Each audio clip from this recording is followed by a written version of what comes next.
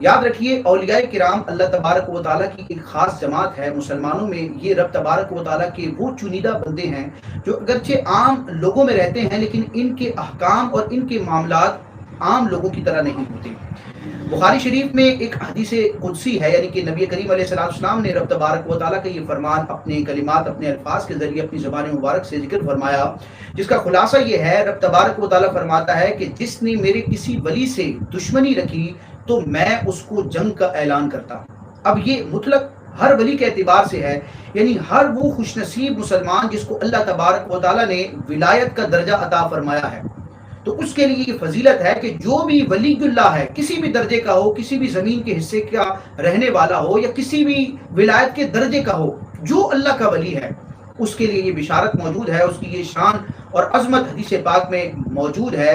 رب فرماتا ہے کہ جو میرے کسی ولی سے، جو میرے کسی پیارے سے دشمنی اور عداوت رکھتا ہے، میں اس کو جنگ کا اعلان کرتا ہوں.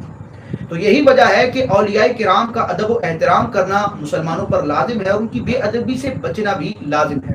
کسی بھی ولی کی بارگاہ میں معاذ اللہ بے ادبی کی تو اس کے بڑے بھیانک نتائج دنیا میں اور آخرت میں بھگتنے پڑ سکتے ہیں. اللہ پاک ہمیں بے ادبی سے محفوظ رکھے، ہر باشرہ مسلمان کا بالخصوص ادب و احترام کرنے کی توفیق عطا فرمائے. اور جو بھی کلمہ پڑھنے والا مسلمان ہے، عاشق رسول ہے، تو اللہ پاک ہر صحیح العقیدہ عاشق رسول مسلمان کا ہمیں ادب و احترام کرنے، احترام مسلم کے تقاضوں کو نبھانے اور ادا کرنے کی توفیق عطا فرمائے. لیکن بالخصوص اولیاء کے حوالے سے سوشل میڈیا پر ہم دیکھتے ہیں طرح طرح کی آوازیں ہوتی ہیں، ان کی کرامات کا معاذ اللہ مذاق اڑایا جاتا ہے.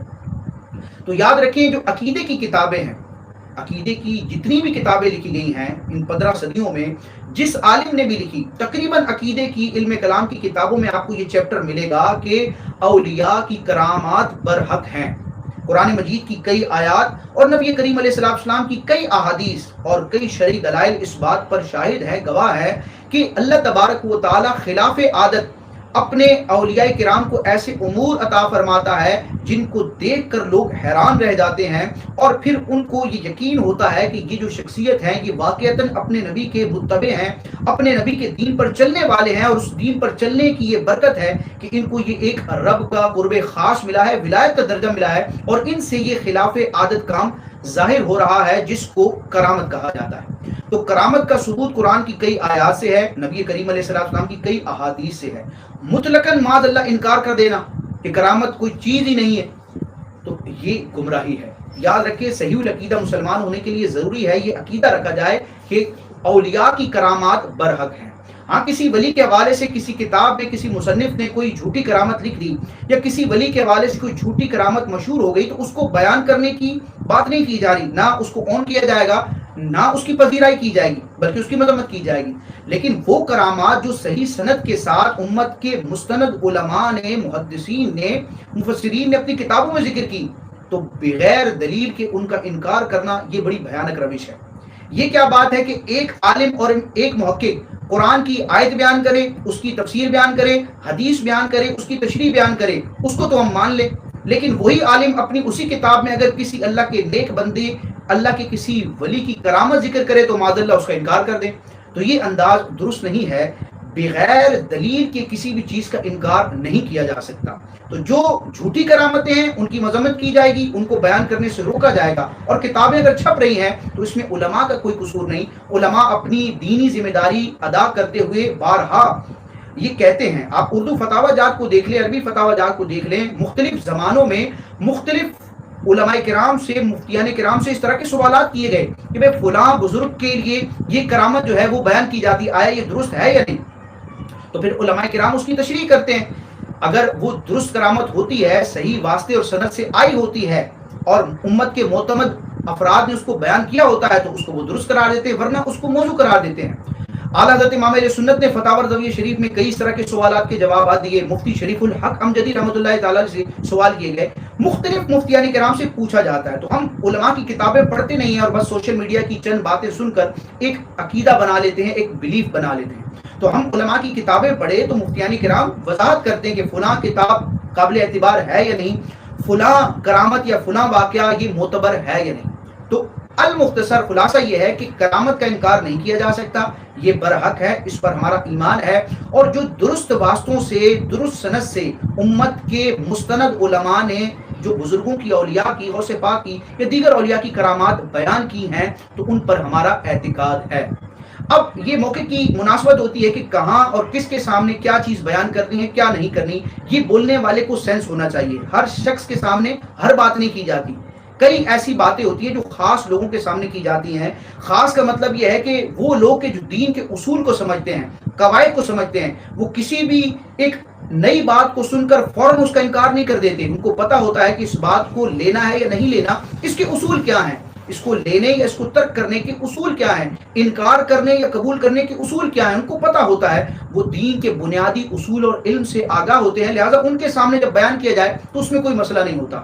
جیسے کہ دینی طلبہ ہوتے ہیں، بالخصوص درس نظامی میں بڑے درجات کے طلبہ ہوتے ہیں، تو وہ ان چیزوں کو سمجھتے ہیں۔ ان کے سامنے ایک چیز بیان کی جائے تو ان کو کوئی حیرت نہیں ہوگی، کوئی تشویش نہیں ہوگی، لیکن وہی بات ایک عام شخص کے سامنے کی جائے جس نے درسیات نہ پڑھی ہوں، بنیادی علوم دین کے نہ پڑھے ہوں، تو اس کے لیے وہ چیز سمجھنا بڑا مشکل ہو جائے گا۔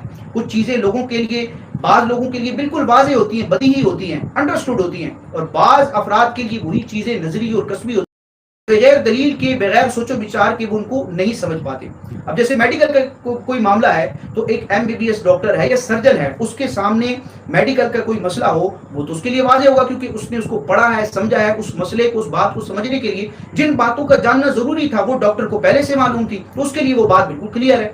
لیکن مریض کے سامنے، ایک عام شخص کے سامنے جس نے میڈیکل نہ پڑھا ہو، اس کے سامنے وہ بات کی جائے تو اس کو سمجھنا اس کے لیے دشوار ہو جائے گا۔ تو اللہ پاک ہمیں علم دین سے محبت رکھنے کی توفیق عطا فرمائے۔ یاد رکھیں، ولی، اولیاء اور کرامات یہ ہمارے دین کا حصہ ہیں، اور ہم نے شریعت کے اصولوں کے مطابق ان کو سمجھنا بھی ہے، ان کو اختیار بھی کرنا ہے۔ بالخصوص غوث اعظم رحمۃ اللہ تعالیٰ علیہ، جن کا مبارک مہینہ جاری ہے، ان کے حوالے سے کئی علماء نے یہ بیان کیا کہ غوث پاک شیخ عبد القادر جیلانی رحمۃ اللہ تعالیٰ علیہ اللہ کے وہ ولی ہیں جن کا ولی ہونا، جن کا سید ہونا یہ تواتر سے ثابت ہے۔ یعنی آپ رحمۃ اللہ تعالیٰ علیہ کے زمانے سے لے کے آج تک مسلمانوں کی بھاری اکثریت نے، علماء نے، صلحاء نے یہی بیان کیا کہ شیخ عبد القادر جیلانی رحمۃ اللہ تعالیٰ علیہ اللہ کے جلیل القدر ولی ہیں، اور آپ آل رسول ہیں، حسنی حسینی سید ہیں۔ اور غوث پاک رحمۃ اللہ تعالیٰ علیہ کا وہ مقام و مرتبہ ہے، علماء نے بیان کیا کہ غوث پاک کی کرامات تواتر سے ثابت ہیں۔ اب یہ ایک علمی لفظ ہے، ایک ٹرمینالوجی ہے کہ وہ بات جو تواتر کے ذریعے آئے، وہ بات جو متواتر ہو کر آئے، تو کوئی بھی ذی شعور عقل رکھنے والا اس کا انکار نہیں کرتا اور انکار کر نہیں سکتا۔ یعنی دین کی کئی ایسی باتیں ہیں جو تواتر کے طور پر، تواتر کے ساتھ ہم تک پہنچی ہے، اس کا ہم انکار نہیں کر سکتے۔ تو غوث پاک کا مقام و مرتبہ بڑا عرفہ و اعلیٰ ہے، اور غوث پاک رحمۃ اللہ تعالیٰ علیہ کے ایک فرمان ہے جو ہمیں بڑی نصیحت دلاتا ہے۔ آپ کا ایک فرمان ہے، آپ فرماتے ہیں کہ تکذیبکم لی سم قاتل لادیانکم، کہ تمہارا مجھے جھٹلانا تمہارے دین کے لیے زہر قاتل ہے۔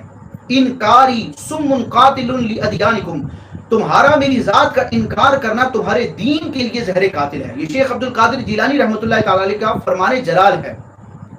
اعلیٰ حضرت امام علیہ سنت نے بھی اس کو فتاوی الرضویہ میں ذکر کیا، دیگر اور علماء نے بھی غوث پاک کے اس فرمان کو ذکر کیا۔ اب اس کا مطلب کیا ہے؟